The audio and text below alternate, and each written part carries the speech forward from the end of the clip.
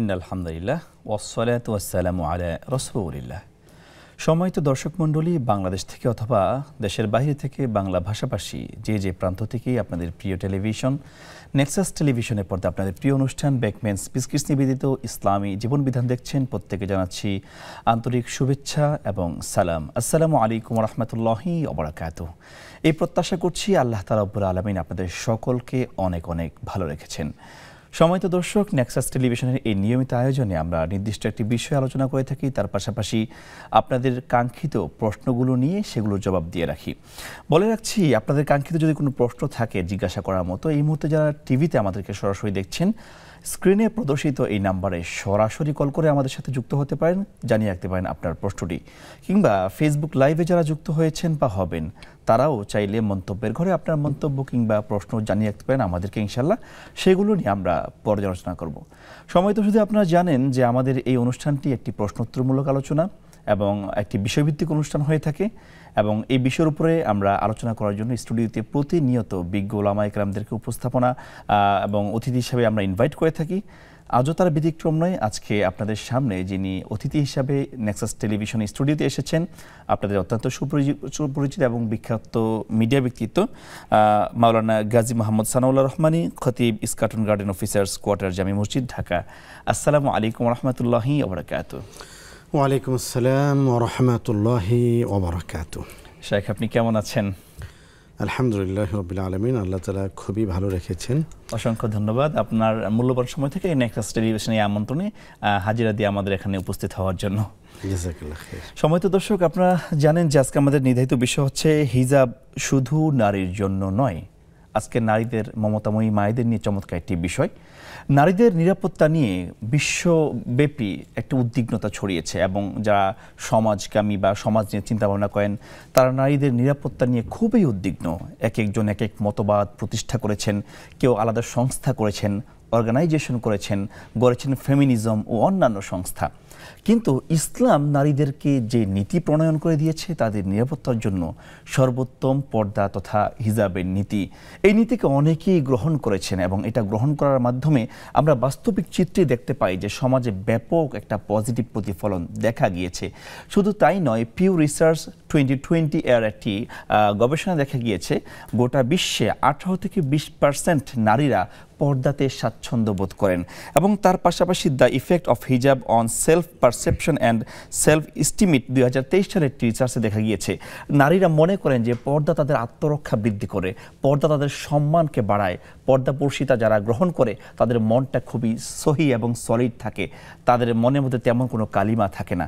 এই গবেষণাগুলো থেকে আমরা বুঝতে পারি যে ইসলাম কত চমৎকারভাবে পর্দা নীতি প্রণয়ন করেছেন।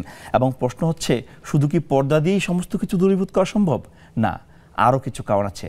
হিজাব শুধু নারীদের জন্য, কিন্তু পুরুষদের জন্য রয়েছে। আজকে আমরা এই বিশাল বিষয়টি নিয়ে শাইখের কাছ থেকে আলোচনা শুনবো ইনশাআল্লাহ। শাইখের কাছে প্রথমেই আমরা জানতে চাই যে এই যে হিজাবের মাধ্যমে যে নারীদেরকে অনেকে বলে আবদ্ধ করা হয়েছে, আসলে কি হিজাবের মাধ্যমে নারীরা আবদ্ধ হয়েছে, নাকি ইসলাম কোনো ভিন্ন পারসেপশন দিয়েছে? আলহামদুলিল্লাহি রাব্বিল আলামিন, ওয়াসসালাতু ওয়াসসালামু আলা রাসূলিল আমিন ওয়া আলা আলিহি ওয়া আসহাবিহি আজমাইন। আলহামদুলিল্লাহ, অত্যন্ত গুরুত্বপূর্ণ একটি টপিক, যে টপিকের সাথে নারীদের সম্মান যুক্ত, নারীদের মর্যাদা যুক্ত, এবং যে টপিকের সাথে আমাদের কল্যাণের যুক্ততা আছে। কুরআনুল কারীম রব্বুল আলামিন নারীদের মর্যাদার কথা ঘোষণা করেছেন। 114টি সূরার মধ্যে একটি গুরুত্বপূর্ণ সূরা হলো সূরাতুন নিসা, যেটা আল্লাহ তাআলা নারীদের নামে নাজিল করেছেন। আপনি যদি জিজ্ঞেস করেন যে ইসলাম আগমনের সবচেয়ে বড় কারণগুলো কি, এর মধ্যে যদি 5টি কারণ বলি, এর মধ্যে গুরুত্বপূর্ণ একটি কারণ হলো যে ইসলাম পৃথিবীতে এসেছে নারীকে অধিকার দেওয়ার জন্য। সুবহানাল্লাহ। যদি 5টি বলি, আমি যদি 4টি বলি যে ইসলাম আগমনের পৃথিবীতে 4টি কারণ, এর মধ্যেও একটি যে ইসলাম পৃথিবীতে আগমন করেছে নারীদের মর্যাদা দেওয়ার জন্য। এটা যত কমবে আপনি দেখবেন সর্ব অবস্থায় ইসলাম আগমনের একটা অন্যতম গুরুত্ব, অন্যতম মাইলফলক, একটি অন্যতম বৈপ্লবিক অবস্থান হলো নারীর মর্যাদাকে ইসলাম পরিবর্তন করেছে, মর্যাদাহীন ছিল মর্যাদাবান করেছে, সম্মানহীন ছিল সম্মানিত করেছে। ইসলাম পূর্ব সময় আপনি ইতিহাস দেখলে দেখতে পাবেন নারীদের মর্যাদা ছিল না, মায়ের মর্যাদা ছিল না, কন্যার মর্যাদা ছিল না, স্ত্রীর মর্যাদা ছিল না। নারী যে মানুষ অথবা নারীরাও যে মানুষ, এটার সূচনা করেছে ইসলাম, অন্য কোনো ধর্ম নয়। এটা অকাট্যভাবে প্রমাণিত। কোরআনুল কারীমে তো একটি সূরা নিসা আছে, এছাড়াও বিভিন্ন জায়গায় সূরা নূর 31 নম্বর আয়াত আল্লাহ তাআলা নারীদের অধিকারের কথা বলেছেন। সূরা আহজাবের 59 নম্বর আয়াত আল্লাহ তাআলা বলেছেন, ইয়া আইয়ুহান নাবিয়্যু কুল লিআজওয়াজিকা ওয়া বানাতিকা ওয়া নিসাইল মুমিনিন ইউদনিনা আলাইহিন্না মিন জালাবিবিহিন্না। ইয়া আইয়ুহান নাবিয়্যু, হে প্রিয় সম্মানিত নবী, কুল লিআজওয়াজিক, আপনি আপনার স্ত্রীদেরকে বলুন, ওয়া বানাতিক, আপনার মেয়েদেরকে বলুন, ওয়া নিসাইল মুমিনিন, মুমিন নারীদেরকে আপনি বলুন, কি বলুন? ইউদনিনা আলাইহিন্না মিন জালাবিবিহিন্না। এই যে আজকে আমরা হিজাব বলছি, এটা হলো জিলবাবের বাংলা। ইউদনিনা আলাইহিন্না মিন জালাবিবিহিন্না, তারা যেন তাদের চেহারার উপরে জিলবাবকে টেনে নেয়। জিলবাব কাকে বলে, এটা ব্যাখ্যা আমি আপনাকে পরে করছি। তারা যেন তাদের চেহারার উপর একটি পর্দাকে টেনে নেয়, তারা যেন তাদের চেহারাকে আবৃত করে। ইউদনিনা আলাইহিন্না মিন জালাবিবিহিন্না। দেখুন, নারীদেরকে আরবিতে নিসাও বলা হয়, কোথাও কোথাও আওরাত শব্দ এসছে, আওরাতুন। আওরাতের সরল তর্জমা হলো এমন বিষয় যেটাকে ঢেকে রাখা হয়। আমার পাশে বেকম্যান বিস্কিট আমি দেখতে পাচ্ছি। মানুষ কিন্তু প্যাকেটটা কিনবে, প্যাকেটের ভিতরের বিস্কিটটা হলো তার উদ্দেশ্য। এই প্যাকেটের মধ্যে বিস্কিটটা যতক্ষণ আবৃত থাকবে অতক্ষণ এটার দাম। খোলা বাজারেও বিস্কিট পাওয়া যায়। সামর্থ্যবান কোনো ব্যক্তি, রুচিশীল কোনো ব্যক্তি সাধারণত খোলা বাজার থেকে কিনতে চায় না। কারণ যদি সামর্থ্য না করলে সেটা ভিন্ন কথা। তো আওরাতুন মানে হলো আবৃত, আওরাতুন মানে হলো ঢাকা, আওরাতুন মানে হলো কোনো কিছু দিয়ে যেটাকে গ্লাভবদ্ধ করা হয়েছে, সেফ রাখা হয়েছে, সংরক্ষণ করা হয়েছে। নারীদেরকে ইসলাম শুরু থেকেই একটা প্রোটেকশনের ব্যবস্থা করেছে। এই প্রোটেকশন 1 নম্বর হলো পর্দা, 2 নম্বর হলো আপনি দেখবেন সবসময় নারীর পাশে একজন নারীর রক্ষক আছেন, বডিগার্ড আছেন, প্রোটেকশন পার্সন আছেন। নারী পৃথিবীতে আগমন করেছে, তার বাবা তার দায়িত্বশীল, তার নিরাপত্তার রক্ষক। নারী পৃথিবীতে আগমন করেছে, বাবা নাই, তার ভাই আছে, ভাই তার রক্ষক। নারীকে সংরক্ষণ করছেন, হেফাজত করছেন, সব ধরনের বিপদ আপদ থেকে নারীকে রক্ষা করছেন। এই যে আমরা বলি না মাহারাম, মাহারামটা আমরা শুধু হজ উমরার সময় খুঁজি, অথচ মাহারামটা হলো সারা জীবনের জন্য। নারী ঢাকা থেকে তিনি কি বলে আপনার 74 কিলোমিটার দূরে, 47 মাইল দূরে সফর করবেন, মাহারাম লাগবে। কেন? এত দূরের সফর নারী একা যাবেন না। এই মাহারামটা শৃঙ্খল নয়, এই মাহারামটা নিরাপত্তা, এই মাহারামটা শেকল নয়, এই মাহারামটা তার প্রহরী। নারী যখন পৃথিবীতে আগমন করে, বাবা তার প্রহরী, তার প্রোটেকশন, তার বডিগার্ড। নারী যখন বেড়ে উঠতে থাকে তখন ভাই তার বডিগার্ড। নারী যখন বিয়ে হয়ে যায় তখন স্বামী তার বডিগার্ড, স্বামী তার রক্ষক। এই জন্য সবসময় নারীকে ইসলাম একটা আবৃত্তির মাঝখানে রাখতে চেয়েছেন। আল্লাহ ক্ষমা করুক, আমাদের যে সমস্ত নারীবাদীরা হিজাবকে খুলে ফেলতে চান, ছুঁড়ে ফেলতে চান, আমি এটা তাদের মস্তিষ্কের বিকৃতি মনে করি। এটা তাদের মস্তিষ্কের বিকৃতি, তারা বুঝেন না বলে তারা এমন করছে না। আমি মনে করি যদি পর্দা ছুঁড়ে ফেলতে চাওয়া নারীদেরকেও, এই বিকৃত মস্তিষ্কের নারীদেরকেও আপনি অন্তত আমার সামনে আনেন, 1 ঘন্টা পর্যন্ত কোরআন এবং হাদিসের আলোকে তাদেরকে হিজাব যে তাদের মর্যাদার কোন আসনে উন্নীত করেছে, এটা যদি অন্তত আমি নগণ্য মানুষ আমি বোঝাতে পারি, আমি বিশ্বাস করি প্রত্যেকজন নারী ওই মজলিস থেকে বের হওয়ার সময় ঘুমটা টেনে পর্দা করে বের হবেন। কারণ পর্দা নারীর রক্ষণাবেক্ষণের মহান মুকুট, নারীর মর্যাদা। ইউদনিনা আলাইহিন্না জালাবিবিহিন্না, সূরা আহজাবের 59 নম্বর আয়াত। জিলবাব কাকে বলে? এখানে হযরত আব্দুল্লাহ ইবনে আব্বাস আর বিখ্যাত ছাত্র একজন তাবিঈ, তিনি ইমাম ইবনে শিরিন রাহিমাহুল্লাহ তাআলা যার শাগরিদ, ইমাম ইবনে শিরিন জিলবাবের সুস্পষ্ট ব্যাখ্যা করেছেন। তিনি একটি বড় চাদরকে তার চেহারার ওপর টেনে এনেছেন, চেহারার ওপর টেনে এনে বাম চোখ ছাড়া গোটা চেহারাকে আবৃত করে ফেলেছেন, বাম চোখের জায়গাটায় অল্প একটু খোলা রেখেছেন যাতে পথ দেখতে পায়। এটা হলো জিলবাবের ব্যাখ্যা। মোট কথা হলো একজন নারী এমনভাবে হিজাব করবেন, এমনভাবে পর্দা করবেন যেই পর্দার কারণে নারীর সৌন্দর্য এইটা যেন বাহিরে প্রকাশ না পায়। স্বর্ণ, সোনা দানা, রূপা মাণিক্য, হীরা জহরত এটাকে কিন্তু আমরা রাস্তায় রাখি না। আমরা অনেককে বলি যে ঘড়িটার দাম কত, যে ঘড়িটার দাম 1 লাখ টাকা। সাবধান, এই ঘড়ি পরে বাইরে যাবেন না, ঘড়ির জন্য মানুষ হাত ছিঁড়ে ফেলবে। মানে এমনভাবে সে কেউ ছিনতাই করতে যাবে যাতে আপনার হাত ক্ষতিগ্রস্ত হবে। অনেকের চিন্তাকারীরা কানের নারীদের, হ্যাঁ। ফেলছে। তো সেই কারণে আমরা নারীদেরকে, ইসলামের ব্যাখ্যা হলো যে নারী তার আবৃত অবস্থায় থাকবে, নারী তার সমস্ত সৌন্দর্য প্রকাশ করবে তার স্বামীর জন্য, নারী তার সৌন্দর্য প্রকাশ করবে তার স্বামীর জন্য, এবং স্বামী তার সৌন্দর্য প্রকাশ করবে তার স্ত্রীর জন্য। ইসলাম তো এটা বলেছে। আজকে সমাজে কী হলো, আজকে সমাজের কেউ কেউ পর্দাকে নারীর জন্য শৃঙ্খল মনে করছেন, পর্দাকে নারীর জন্য প্রতিবন্ধকতা মনে করছেন। না, পর্দা নারীর অবরোধ প্রথা নয়, পর্দা নারীর সম্মান প্রথা। যেখানে আল্লাহ রাব্বুল আলামিন পৃথিবীর সবচেয়ে সম্মান যাকে দিয়েছেন তিনি রাসূল আকরাম সাল্লাল্লাহু আলাইহি ওয়াসাল্লাম। সে নবীকে আল্লাহ বলেছেন, ইয়া আইয়ুহান নাবিয়্যু, হে নবী, কুল লিআজওয়াজিক, আপনি আপনার স্ত্রীদেরকে বলুন, ওয়া বানাতিক, আপনার মেয়েদেরকে বলুন, ওয়া নিসাইল মুমিনিন, এবং মুমিন নারীদেরকে বলুন, কে বলুন, ইউদনিনা আলাইহিন্না মিন জালাবিবিহিন্না, তারা যেন জিলবাব দিয়ে তাদেরকে ঢেকে রাখে। সুতরাং বোঝা গেল নবী যেমন মর্যাদাবান, নবীর স্ত্রীগণ তেমনই মর্যাদাবান, নবীর মেয়েরা তেমনই মর্যাদা পান। কোনো নারী যদি নবীর পরিবারের নারীদের মতো সম্মান আর মর্যাদা তারা গ্রহণ করতে চায়, তিনি যেন জিলবাব, হিজাব, পর্দা এর মধ্যে আবৃত থাকে। কারণ এই আবৃত থাকার মধ্যেই সম্মান, আবৃত থাকার মধ্যে মর্যাদা। এখন বিষয় হচ্ছে মেয়েদের জন্য তো আমরা হিজাব দেখলাম, পর্দা দেখলাম, তাহলে পুরুষদের জন্য আসলে কি? চমৎকার বিষয়। দেখুন, নারী হিজাব পরার মাধ্যমে দুটো কাজ হচ্ছে। 1 নম্বর কাজ হচ্ছে নারী হিজাব পরার মাধ্যমে একজন পুরুষ বিপথে যাওয়া থেকে তিনি হেফাজত হচ্ছেন। আজকে ইসলামের বিধানটা আপনি এত চমৎকার দেখুন।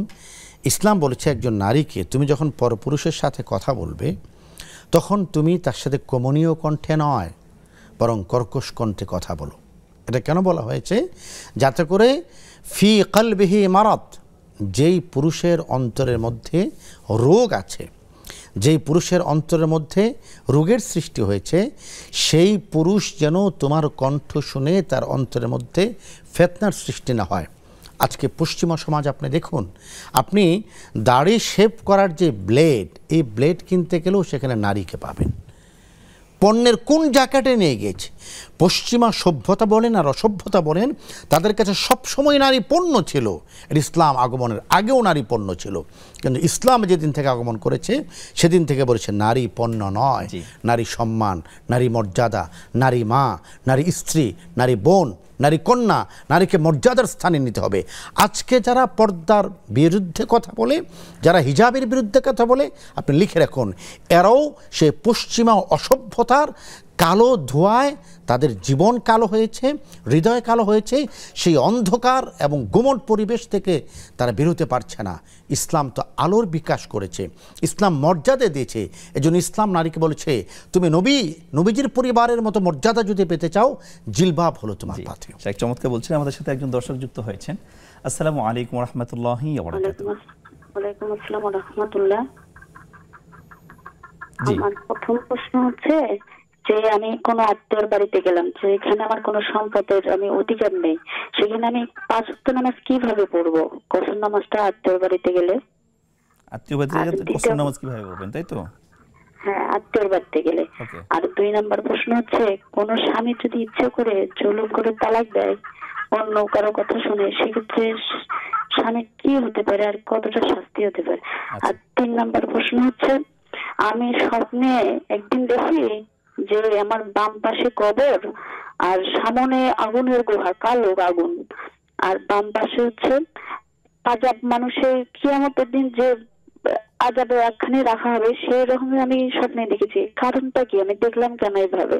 আচ্ছা জি, আপনার প্রশ্ন বুঝতে পেরেছি। আমাদের সাথেই থাকুন ইনশাআল্লাহ। সময়ত দর্শক, আপনারা দেখছেন বেকমেন্স বিসকিস নিবেদিত ইসলামী জীবন বিধান। সময় হয়েছে ছোট্ট একটি বিরতিতে যাওয়ার। আবারও দেখা হচ্ছে বিরতির পর।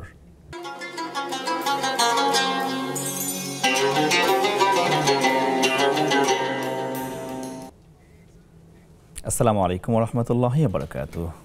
সুপ্রিয় দর্শক, আবারও স্বাগত জানাচ্ছি বেকমেন্স বিসকিস নিবেদিত ইসলামী জীবন বিধানে। আপনারা দেখছেন আপনাদের প্রিয় অনুষ্ঠান ইসলামী জীবন বিধান। এ পর্যায়ে আমরা প্রশ্ন উত্তর ক্যাটাগরিতে চলে যাচ্ছি। আপনারা যারা প্রশ্ন করেছেন সেগুলো নিয়ে আমরা ডিসকাশন করবো ইনশাআল্লাহ। শাইখের কাছে প্রথমেই প্রশ্ন একটা এসেছে, সেটা হচ্ছে এক বোন প্রশ্ন করেছেন, তিনি যখন মেহমানদের বাসায় বেড়াতে যাবেন কসর নামাজটা তিনি কিভাবে পড়বেন? কসরের সম্পর্কটা আমার প্রিয় বোন, সেটা মেহমানদের সাথে বাসা যাওয়ার সাথে যুক্ত নয়, দূরত্বের সাথে যুক্ত। আপনি যদি 47 মাইল সফর করেন, যেটাকে আমরা 74 কিলোমিটার বলি, 74 কিলোমিটার যদি আপনি সফর করেন, সেখানে আপনি মুসাফির বলে গণ্য হবেন। এখন মুসাফির ব্যক্তি তার 4 রাকাত নামাজকে 2 রাকাত পড়বে, এটা ইসলামের বিধান। একটা বিষয় আছে, মুসাফির এর মাসালার সাথে যেখানে আপনি যাচ্ছেন সেটাকে ওয়াতনে আসলি কিনা, এটার একটা বিষয় আছে। ওয়াতনে আসলি মানে হলো যে আপনার ঢাকা থেকে আমার গ্রামের বাড়ি ব্রাহ্মণবাড়িয়া, তো আমি যদি আমার গ্রামের বাড়িতে যাই, পথে মধ্যে আমি মুসাফির। কারণ যখন আমি গ্রামের বাড়িতে পৌঁছে গেলাম তখন আমি মুসাফির না, তখন আমি মুকিম। কেন? সেটা আমার ওয়াতনে আসলি। ওয়াতনে আসলি কাকে বলে?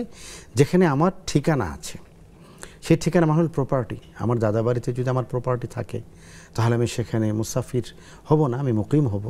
আমার নানা বাড়িতে যদি আমার মায়ের প্রপার্টি থাকে তাহলে আমার মা যখন আমার নানা বাড়িতে যাবেন প্রতিমধ্যে তিনি মুসাফির হবেন, কিন্তু নানা বাড়িতে পৌঁছে যাওয়ার পরে তিনি আর মুসাফির থাকবেন না, তিনি মুকিম হয়ে যাবেন। সুতরাং তিনি 2 রাকাত নামাজ পড়বেন না, 4 রাকাত পড়বেন।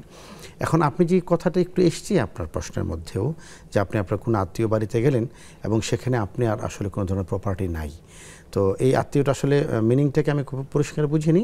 ধরুন আপনি ঢাকাতে কক্সবাজার গিয়েছেন, এখন কক্সবাজারে আমরা তো সবাই মুসাফির, কারণ সেখানে আমরা আসলে সফর করার জন্যই যাই, অবকাশ যাপনের জন্য যাই, কিন্তু সেখানে আপনার প্রপার্টি আছে। প্রপার্টি বলতে আপনি যে ফ্ল্যাটটায় উঠেছেন সেটা আপনার কেনা, বা হোটেলের একটা সুইট আপনার কেনা, তো সেখানে কিন্তু তাহলে আপনি মুসাফির হবেন না, কারণ সেখানে আপনার প্রপার্টি আছে, ওয়াতনে আসলির মধ্যে একটি।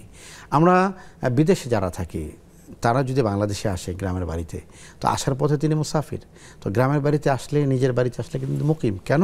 যেখানে তার প্রপার্টি আছে। তো আবার আমাদের মধ্যে এমন অনেকে আছেন যারা লন্ডনে থাকেন, বাংলাদেশি, তো তিনি যখন লন্ডনে চলে যাচ্ছেন তো যাওয়ার পথে তিনি মুকিম, যাওয়ার পথে তিনি মুসাফির। লন্ডনে পৌঁছে গেলেন, সেখানে তিনি মুকিম। কেন? সেখানে তার প্রপার্টি আছে। আমি আর আপনি আমরা যদি কখনো লন্ডনে যাই তখন আমরা কিন্তু আবার মুকিম নই, কেন? লন্ডনে আমাদের বাড়ি ঘর নেই। তো মূল কথাটি হলো, যদি প্রপার্টি থাকে যেখানে আপনি যাচ্ছেন সেখানে আপনি মুকিম হিসেবে গণ্য হবেন, আর যদি কোনো ধরনের প্রপার্টি সম্পত্তি না থাকে তাহলে আপনি মুসাফির হিসেবে গণ্য হবেন। আর দূরত্বটা হতে হবে 47 মাইল অথবা 74 কিলোমিটার। জি, শেখ আমাদের সাথে আরেকজন দর্শক যুক্ত হয়েছেন। আসসালামু আলাইকুম ওয়া রাহমাতুল্লাহি ওয়া বারাকাতুহু। ওয়ালাইকুম সালাম, আমি উত্তরা থেকে বলছি। জি, আমি উত্তরা থেকে হামিদা বলছিলাম। জি জি, বলুন, প্রশ্নটি করুন। হ্যালো ভাইয়া, আমার প্রশ্ন হচ্ছে, আমার শ্বাসকষ্ট তো আমি তখন বরকাটা পরি, একটু ঘিমে গেলে এই মুখোশটা খুলে নিতে মন চায়। আর ভাইয়া আমার বয়স হয়েছে 30। আচ্ছা আচ্ছা, জি। আর এমন নিঃশ্বাস নিতে পারি না, নিঃশ্বাস বন্ধ হয়ে যায়, তখন বেশি গাইমা যায়, বেশি দূরে যায়, তখন আমি মন চায় মাঝে মধ্যে মুখোশটা খুলি, বুঝলা, দুইটা মাটির নিচে তাকাতে চোখ বন্ধ করে বা আস্তে আস্তে হাইটে যায়। এই মুখোশটা খোলার জন্য কি আল্লাহ পাক আমার গুনাহ দিব? আমি কিন্তু পর্দা করি, আমি কখনো মুখোশ বাহিরে মুখোশ পেলে যাই না। এইটা আমার প্রশ্ন। আরেকটা প্রশ্ন হচ্ছে ভাইয়া, হ্যাঁ আরেকটা প্রশ্ন আছে, আমার নাম হামিদা। জি। তো এই হামিদা, আর আমার মেয়ের নাম হচ্ছে ওয়াসিনাত। ওয়াসিনাত আমার মেয়ের নাম, বুঝতে পারছেন ভাইয়া? জি। হ্যাঁ, তা হামিদা মানে এই অর্থটা জানতে চাচ্ছি, আর আমার মেয়ের নামের অর্থটা জানতে চাচ্ছি। জি, ওকে। ভাইয়া আরেকটা রিকোয়েস্ট আছে, ভাইয়া আরেকটা রিকোয়েস্ট আছে। আমি আরেকদিন ফোন দিয়েছিলাম, ওই সানাউল আঙ্কেলে আসার কথা, ভাই আলহামদুলিল্লাহ উনি আসে, কিন্তু ভাইয়া ওই যে আরেক সবার থেকেই ভালো লাগে কথা, কিন্তু আর দুইজন, ওই যে একজন হচ্ছে ডাক্তার জাকির নূর আঙ্কেল, আর হচ্ছে হাসান, উনাদের যদি আসতো ভাইয়া ভালো হতো। জি, আপনাদের কথা বুঝতে পেরেছি, ইনশাআল্লাহ আপনার উত্তর পেয়ে যাবেন। ধন্যবাদ। তো শাইখের কাছে দ্বিতীয় প্রশ্নে আমরা চলে যাচ্ছি। আমাদের বোন প্রশ্ন করেছেন, অনেক সময় হাজবেন্ড জুলুম করে স্ত্রীকে তালাক দিয়ে থাকে, তালাকের যোগ্য না বা এমন কোনো দোষ করেনি, তার মন চাইছে তালাক দিয়ে দিয়েছে, আসলে এরকম জুলুম করে তালাক দিলে স্বামীর শাস্তি কি হতে পারে? তালাকটা আসলে সবসময় তো জুলুম, তালাকটা তো কখনোই রহমত হয়তো নয়। তালাক তো কোনো আনন্দের সংবাদ নয়, নিশ্চয়ই এটা ধ্বংস, এবং নিশ্চয়ই এটা আসলে একটা নিন্দনীয় এবং নিঃসন্দেহে একটা পরিতাপের কাজ। তালাককে অনেকে ইসলামের অংশ মনে করেন, তালাক কিন্তু ইসলামের অংশ না। ইসলামের অংশ না বলতে তালাক হলো ইসলামের সবচেয়ে নিকৃষ্ট হালা জায়েজ, সবচেয়ে নিকৃষ্ট। ইসলাম তালাকের কথা বলে না, ইসলাম ভালোবাসার কথা বলে, মিলের কথা বলে, বিয়ের কথা বলে। ইসলাম হলো ঝগড়া বিবাদ মিটিয়ে স্বামী স্ত্রী যেন একসাথে থাকতে পারে, এটার কথা বলে ইসলাম। আর শয়তান তালাকের কথা বলে, শয়তান বলে যে তোমরা পৃথক হয়ে যাও। এজন্য চেষ্টা করতে হবে দাম্পত্য জীবনকে যেন মিলিয়ে দেওয়া যায়। রাসূল করিম সাল্লাল্লাহু আলাইহি ওয়াসাল্লাম একটি হাদিসে বলেছেন, কুল্লুকুম রাইন ওয়া কুল্লুকুম মাসউলুন আন রাইয়াতিহি। পৃথিবীর প্রত্যেকটা মানুষ দায়িত্বশীল, আর তার দায়িত্ব সম্পর্কে সে আল্লাহর কাছে জিজ্ঞাসিত হবে। কোনো স্বামী যদি জুলুম করে তার স্ত্রীকে তালাক দেয়, তালাকের মাধ্যমে একটি সংসার ধ্বংস হয়ে যায়। শুধু একটি জীবন নয়, অনেকগুলি জীবন যুক্ত থাকে। যদি তাদের সন্তানাদি হয়ে থাকে, এই বাচ্চাগুলির একটা অনিশ্চিত ভবিষ্যৎ চলে আসে। একজন নারীর জীবনে একটা অনিশ্চয়তা চলে আসে। এজন্য কোনো স্বামী যদি তার পরকালীন কল্যাণ বেঁধে রেখে কোন স্ত্রীকে তালাক দেয় জুলুমবশত, অবশ্যই স্বামী এর জন্য আল্লাহর কাছে তাকে জিজ্ঞাসার সম্মুখীন হতে হবে এবং এর জন্য তাকে শাস্তি পেতে হবে। তালাক তো ইসলামের ব্যাখ্যাটা অনেক দূরের। কোনো স্বামী এবং স্ত্রী তার সাথে বনিবনতা হচ্ছে না, ইসলাম প্রথম বলেছে কথা বন্ধ করে দাও, একসাথেই থাকো, হাজব্যান্ড ওয়াইফ একই সাথে থাকবে, কথা বন্ধ। হতে পারে স্বামী স্ত্রীর মনোপত হচ্ছে না, স্ত্রী স্বামীর মনোপত হচ্ছে না, স্বাভাবিক থাকো, এই 3 দিন পর্যন্ত কথা বন্ধ রাখো, দেখো 3 দিনের মধ্যে বরফ গলে কি না। না গলে, না সম্পর্ক স্বাভাবিক হচ্ছে না, ইসলাম বলেছে এবার আলাদা রুমে অবস্থান করো, বিছানা আলাদা করে দাও, দেখো বরফ গলে কিনা।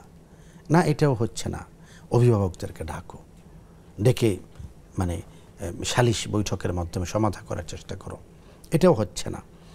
এরপর ইসলাম বলেছে তাহলে এক তালাক দাও। এই তালাকে বলা হয় এক তালাক রিজঈ, যেটা আবার নতুন করে ফিরিয়ে নেওয়া যাবে, উইথড্র করা যাবে। আমাদের আল্লাহ ক্ষমা করুক, আমরা বিয়ে সম্পর্কে যতটা জানি, বিয়ে হলো সম্পর্ক মেলবন্ধনের মাধ্যম, এটা যতটুকু জানি। তালাক হলো ধ্বংসের মাধ্যম, ডিনামাইট। তালাক সম্পর্কে কিছুই জানি না, কিন্তু তালাকটা ডিনামাইটটা সবার আগে মারি। জি, তালাক যখন দিই একসাথে 300 তালাক দিই, তালাক দিয়ে আগুন ধরে যখন সব ছারখার হয়ে গেল, তখন আসি টেলিভিশনে হুজুরের কাছে। অনেকে আবার বলে যে একসাথে 3 তালাক দিলে তালাক হয় না, আসলে কি এটা ঠিক কিনা? না, এটা ঠিক নয়। হানাফি মাযহাবে কোনো ব্যক্তি যদি একই সাথে নিয়ত করে বুঝে তালাক প্রদান করেন, তাহলে 3 তালাক পতিত হবে। দেখুন, তালাকটা একটা বিধ্বংসী জিনিস। আপনি চাইলেই কিন্তু সেনাবাহিনীর অথবা সামরিক বাহিনীর অনেক অস্ত্র আছে, আপনি চাইলে সেই অস্ত্র বহন করতে পারবেন না, কারণ এটা অস্ত্র। আপনি অনেক জায়গায় দেখবেন যে অস্ত্র মুছতে গিয়ে সেই গুলিতে পুলিশ নিহত, এটা অনেক জায়গায় আসে। তার মানে একটা সেন্সিটিভ ইস্যু। তো তালাক তো একটা অস্ত্র, এটা তোমার সংসারে আগুন লেগে উড়ে যায় 2 সংসার। তো এই জন্য এটার ব্যবহার বিধি আমরা জানি না। আমি আপনাকে বলি, মাননা মাহাদি হাসান, আমি মালয়েশিয়া গিয়েছিলাম 1 সপ্তাহের একটি সেমিনারে অংশগ্রহণ করতে। ওখানে আমি চমৎকার একটা বিষয় দেখেছি, সেখানে বিয়ের আগে তালাকের কোর্স করানো হয়। বিষয়টা খুব অবাক লাগবে, আমার কাছে খুবই চমৎকার লেগেছে। এখানে সম্ভবত একটি টেলিভিশন আছে, আমি নামটা ভুলে গিয়েছি, ওই টেলিভিশনের এখানে বিশাল মসজিদ আছে, মসজিদের এখানে একটি ইসলামিক সেন্টার, যদি আমি আমার মতো করে বলি যে তালাক স্টাডি সেন্টার। তা আমি জিজ্ঞেস করলাম যে বিয়ের আগে তালাক শেখানো হচ্ছে কেন? বললো যে কেউ যদি তালাকের ভয়াবহতা জানে তাহলে সে তালাক দিবে না। দেখুন কত চমৎকার। মানে আপনি বিয়ে কীভাবে করবেন, বিয়ের পরে দাম্পত্য জীবনে বনিবনতা না হলে আপনি তালাক কেন দিবেন, কিভাবে দিবেন।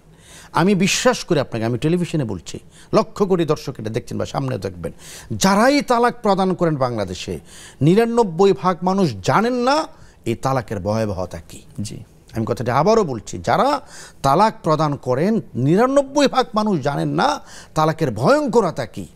যখন তিনি তালাক প্রদান করে ফেলছেন, আগুন জ্বলে গেছে, সব পুরে সরকার হয়ে গেছে, তখন এসে আমাদের কাছে মিথ্যা কথা বলে, হুজুর মাথা ঠিক ছিল না, গরম ছিল, আমি আমাকে কন্ট্রোল করতে পারি নাই। এত বিনয়, এত আন্তরিকতা, ইসলামের প্রতি এত উদারতা আগে কোথায় ছিল? আগে কেন আপনি আমার কাছে আসলেন না? কেন বললেন যে হুজুর আমার স্ত্রী আমার কথা শোনে না? কেন বললেন না যে হুজুর আমি আসলে আমার স্ত্রীকে আগলে রাখতে চাই কিন্তু সে থাকতে চায় না? তাবিজ দেন, অথবা বলেন কোন দোয়া পরে স্ত্রীকে ফুতিলে স্ত্রী স্বামীর বশবর্তী হয়ে যাবে, আমি দোয়া দেবো, আপনি আমার কাছে আসেন, তাও তালাক দেন না মেহরবানি করে। চমৎকার বলছিলেন। সম্মানিত দর্শক, আপনারা দেখছেন বেকমেন্স বিসকিস বিরোধী ইসলামী জীবন বিধান। আমরা যাচ্ছি ছোট্ট একটি বিরতিতে, আবারও দেখা হচ্ছে এই বিরতির পর।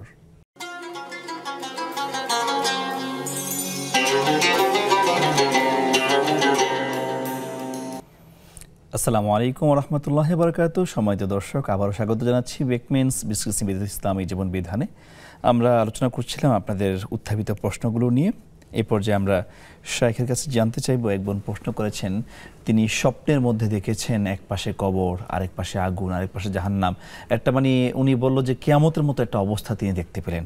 আসলে এই স্বপ্ন তিনি কেন দেখলেন এবং এটা ব্যাখ্যা কেমন? আমার বোন, স্বপ্ন দেখলেই ভয় পাওয়া যাবে না, এবং স্বপ্ন দেখলেই এটি স্বপ্ন নয়। দিবা স্বপ্ন আছে, ভুল স্বপ্ন আছে, বার্তাবাহী স্বপ্নও আছে। তো আমার প্রথম কথা হলো, আল্লাহ রাসূল সাল্লাল্লাহু আলাইহি ওয়াসাল্লাম যেটা বলেছেন, স্বপ্ন 3 প্রকার। এক প্রকার হলো যেই স্বপ্ন মানুষের মধ্যে আনন্দ দেয়, নেক স্বপ্ন। একজন লোক স্বপ্ন দেখলেন যে তিনি কাবা শরীফ তওয়াফ করছেন, এটা তো ভালো স্বপ্ন। একজন লোক স্বপ্ন দেখলেন যে তিনি রাসূলের রওজায় দাঁড়িয়ে আছেন, ভালো স্বপ্ন। স্বপ্ন দেখলেন কোরআন তেলাওয়াত করছেন, ভালো স্বপ্ন। এটাকে বলা হয়, আল্লাহ রাসূল বলেছেন, বুশরা মিনাল জান্নাহ। ভালো স্বপ্ন যেটা, সুসংবাদবাহী স্বপ্ন, এটা জান্নাত থেকে আসে, মিনাল্লাহ, এটা আল্লাহর পক্ষ থেকে আসে। আল্লাহ আপনাকে ভালো স্বপ্ন দেখিয়েছেন। আমরা অনেক সময় খুব পরিতৃপ্তি স্বপ্ন দেখি, যে একজন মানুষকে আমি খানা খাওয়াচ্ছি, একজন মানুষকে আমি উপকার করছি, একজনকে দান করছি, এগুলো ভালো স্বপ্ন। 2 নম্বর স্বপ্ন হলো রাসূল যেটা বলেছেন, আল হযন, পেরেশানি, চিন্তা, ভয়, আতকে ওঠা, সাপ তাড়া করেছে, আগুন জ্বলছে, উপরে থেকে পড়ে যাচ্ছি, ভয়ঙ্কর স্বপ্ন।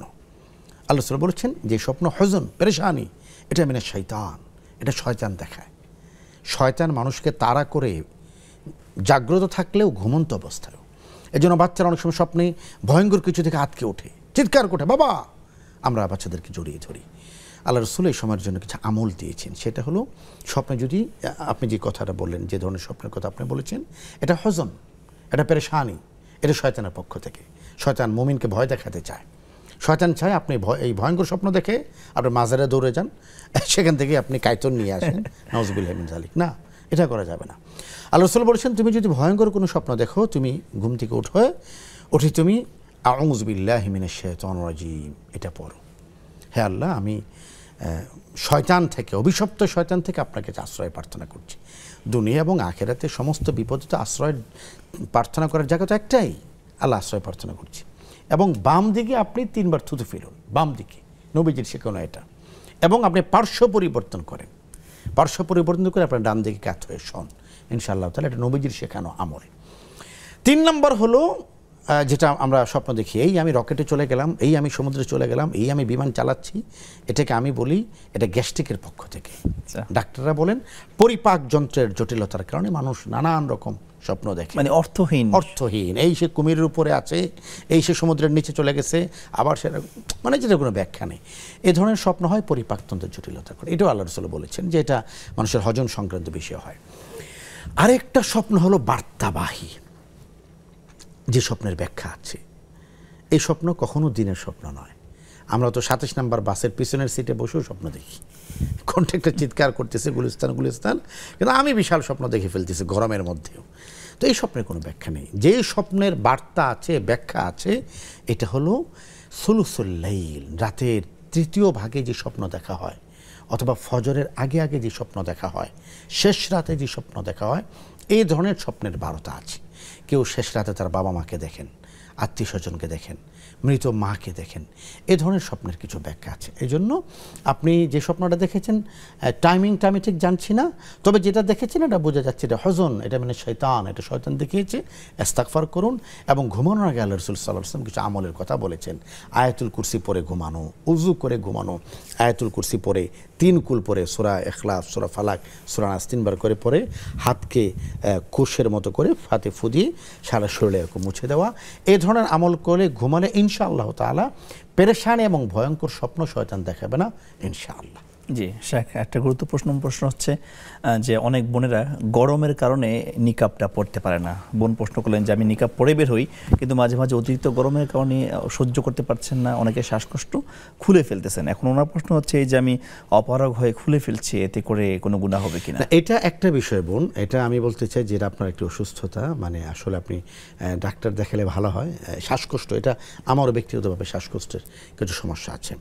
দেখুন, ইসলাম কিন্তু পর্দার কথা বলেছেন। তো আমি বলবো যে ওনার যদি এমন মনে হয় যে নাকের উপর একটা কাপড় লেগে থাকলে ওনার কষ্ট হচ্ছে, তিনি একটু দূরে দিয়ে পড়তে পারেন।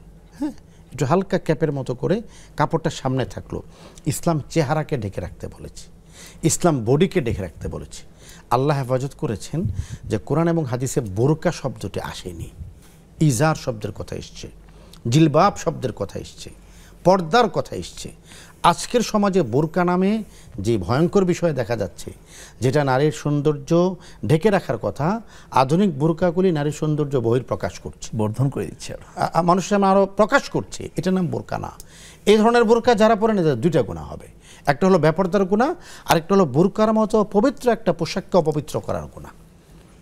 আমি খুব স্পষ্টভাবে বলছি, যারা ফ্যাশনের জন্য বোরকা পরেন এবং নিজের সৌন্দর্য এবং দেহাবয়ব মানুষকে প্রদর্শন করার জন্য বোরকা পরেন, অথবা বোরকা পরার পরে সৌন্দর্য প্রকাশের ক্ষেত্রে তারা সচেষ্ট হন, ব্রতী হন, এই সমস্ত বন্ধের আল্লাহ হেফাজত করেন 2টো গুনাহ হবে। একটা হলো বেপরদার গুনাহ, 2 নম্বর হলো নিজের শরীরকে দেখানোর গুনাহ, কি বলে বোরকাকে অপবিত্র করা।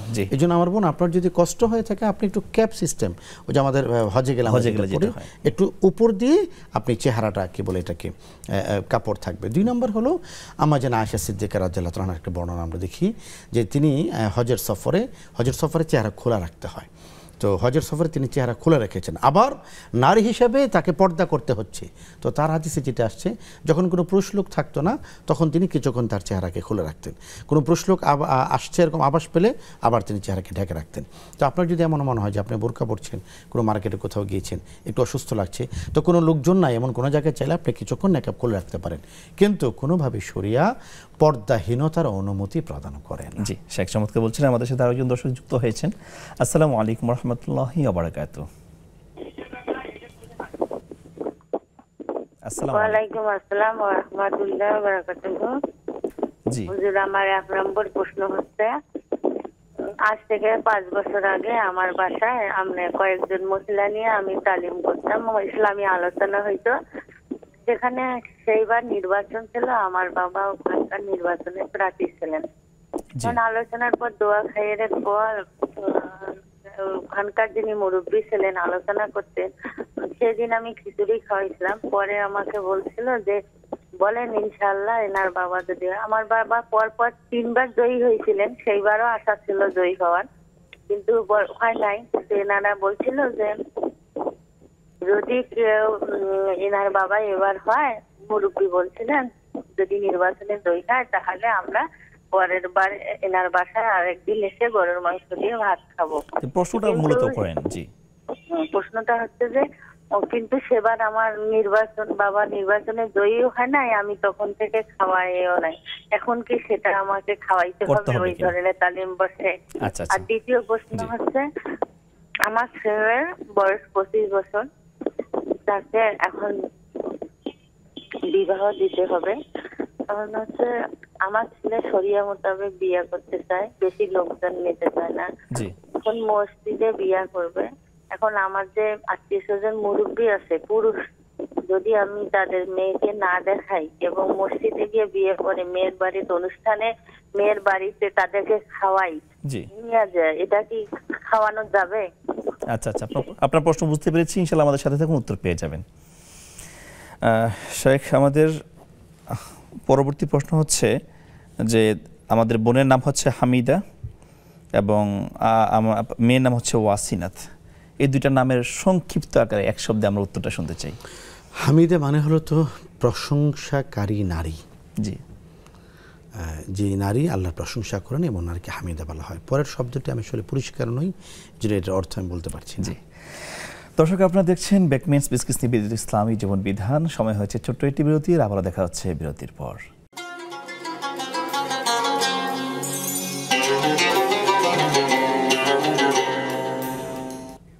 আসসালামু আলাইকুম রহমতুল্লাহি বারাকাতু। সময়ত দর্শক, আপনাদেরকে স্বাগত জানাচ্ছি বেকমেন্স বিসকিস নিবেদিত ইসলামী জীবন বিধানে।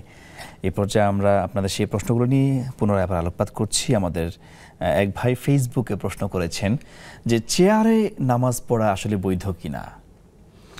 খুব সংক্ষেপে যদি বলি, সুস্থ মানুষের জন্য চেয়ারে বসে নামাজ পড়া বৈধ নয়, কোনোভাবেই নয়। অসুস্থ মানুষের জন্য চেয়ারে বসে নামাজ পড়ার অনুমতি আছে। কোন অসুস্থ, আমরা এমন অনেককে দেখেছি, আল্লাহ আমাদেরকে ক্ষমা করুন, যে উনি জগিং করেন, উনি ব্যাডমিন্টন খেলেন, কিন্তু মসজিদে এসে চেয়ারে বসে নামাজ পড়েন। It is not a fun, it is reality. এটা মানে অনেক জায়গায় দেখেছি। যে ব্যক্তি হেঁটে মসজিদে আসছেন, তিনি কি করে চেয়ারে বসে নামাজ পড়েন? তিনি ঘরের বাজার করতেছে, বিভিন্ন জায়গায় যাচ্ছে। এখানে মাসলার দিক থেকে মৌলিকটা হলো, আপনি যেই জায়গাটায় অক্ষম, শরিয়া সেটা আপনাকে ক্ষমা করেছে। লা ইউকাল্লিফুল্লাহু নাফসান ইল্লা উসআহা। আপনি যেটা অক্ষম, আপনি রুকুটার কার্ভ হতে হয়, রুকুতে কার্ভ হতে পারছেন না, আপনি বসুন।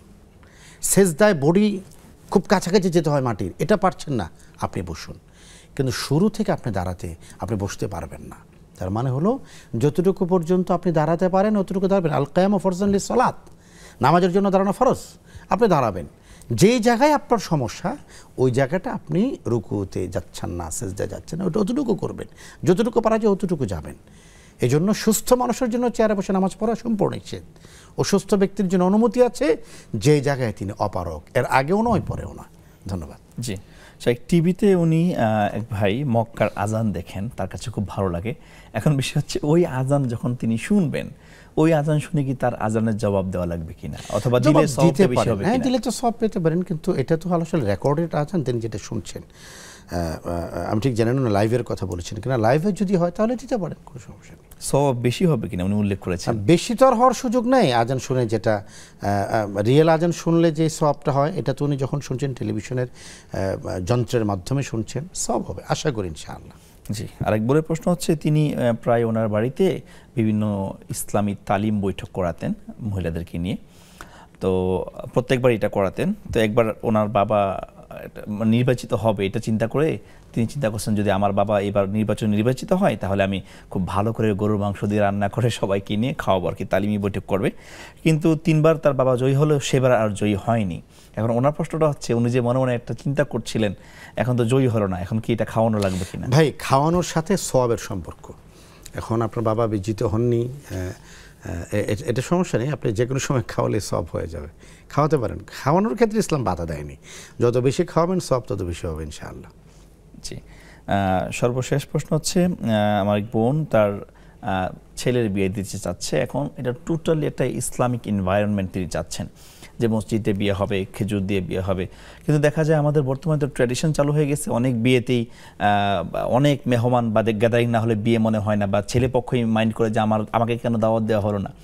এখন উনি বলতেছে, ঠিক আছে আমি মসজিদে অনুষ্ঠান করলাম, এখন আমি যে অনেক মানুষ নিয়ে আবার মেয়ের বাড়িতে দিই, এটা কি আসলে বৈধ হবে কিনা খাওয়ানোর জন্য? আমার বোন, মূল বিষয়টা হলো, ইসলামের বিয়ের ক্ষেত্রে 3টি শর্ত। 1 নম্বর হলো ইজাব, কবুল এবং সাক্ষী। ইজাব, কবুল, সাক্ষী, এই 3টি বিষয় যদি থাকে বিয়ে হয়ে যাবে। দেখুন, আমি আপনার মাধ্যমে অন্য অনেক দর্শককে এই বিষয়টি জানানোর চেষ্টা করছি। মসজিদে যে বিয়ে হয়, এক্ষেত্রে আমাদের একটা ভুল বোঝাবুঝি হয়। বলা হয় মসজিদে তো মেয়েকে আনা যাচ্ছে না, কারণ সব জায়গায় মেয়েদের নামাজের জায়গা থাকে না, আর থাকলেও মেয়েকে আনাটা কিন্তু আবশ্যক নয়। ওই যে বললাম ইজাব, এখানে প্রস্তাব তো দিবেন হলো মেয়ের বাবা, তিনি ইজাব প্রস্তাব দিবেন ছেলের কাছে, আমি আমার মেয়েকে, আমি আমার ভাস্তিকে, আমি আমার ভাগ্নিকে। তো মেয়ের বাবা তিনি যখন প্রস্তাব করছেন, এই প্রস্তাবটা তিনি মেয়ের পক্ষ থেকেই করছেন, অনুমোদন নিয়ে এসে করছেন।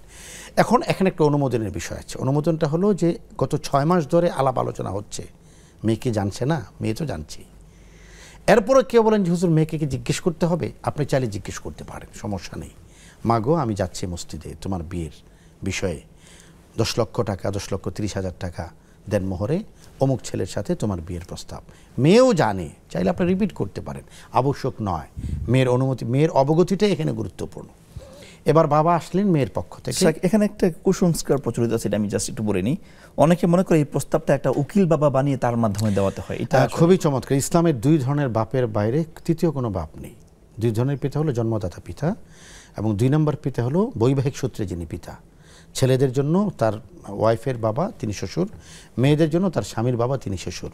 জন্মদাতা পিতা এবং বিবাহের মাধ্যমে যে পিতা, এই 2 পিতা ছাড়া কোনো পিতা নেই। এটা রাজনৈতিক পিতাও নেই, ধর্মীয় পিতাও নেই, আর অন্য কোনো পিতা নেই, কোনো পিতার সুযোগই ইসলামে নেই।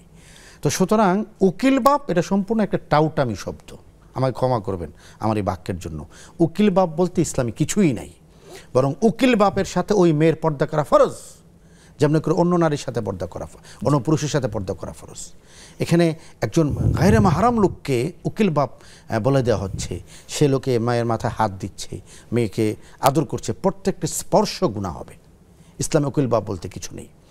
মেয়ের যদি বাবা না থাকে তাহলে মেয়ের ওলি, গার্ডিয়ান, মেয়ের ভাই মেয়ের গার্ডিয়ান, ভাই নেই মেয়ের মামা মেয়ের গার্ডিয়ান, মামা নেই মেয়ের চাচা মেয়ের গার্ডিয়ান, মেয়ের চাচা নেই মেয়ের খালু মেয়ের গার্ডিয়ান, কেউ না কেউ থাকবে। উকিল বাপ বলতে ইসলামে যেটা নেই সেটাকে আমি ইসলামের মধ্যে এনেছি, এনে আমি একটা স্ট্যাচু দাঁড় করে ফেলছি। ইসলামে উকিল বাপ নেই। হ্যাঁ, আবার আমাদের কিছু সামাজিক সমস্যা আমরা দেখি না, একটা উকিল বাপের লাগে। আপনি উকিল বাপ রাখেন না, আপনি সাক্ষী রাখেন।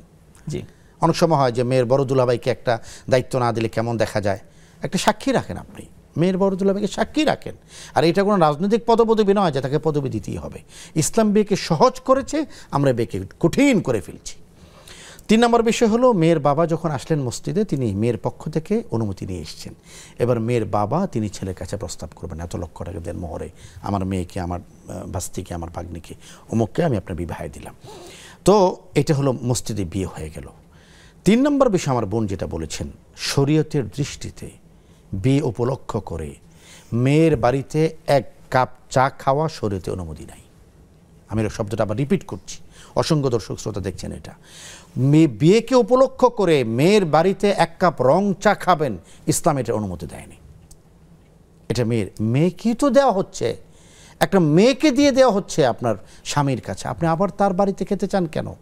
এজন্য বিয়ের পরে খাবারের একটাই অনুষ্ঠান, সেটা হলো অলিমা, আমরা যেটাকে ছেলের বাড়িতে অনলি ওয়ান অনুষ্ঠান।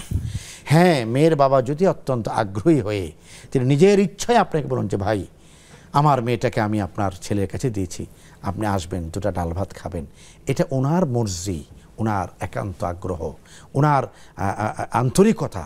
এই জন্য এখানে আমাদের 300 জন ছাড়া তো হবেই না, এটা জুলুম, সুস্পষ্ট জুলুম। পৃথিবীর অনেক ছেলের বাবা আল্লাহর কাছে আটকে যাবেন তার বরযাত্রী হিসেবে মেয়ের বাবার উপর তিনি যে বিশাল বোঝা চাপিয়ে দিয়েছেন। আল্লাহ তাআলা এই সমস্ত কুসংস্কার থেকে আমাদের বেঁচে থাকার তৌফিক দান।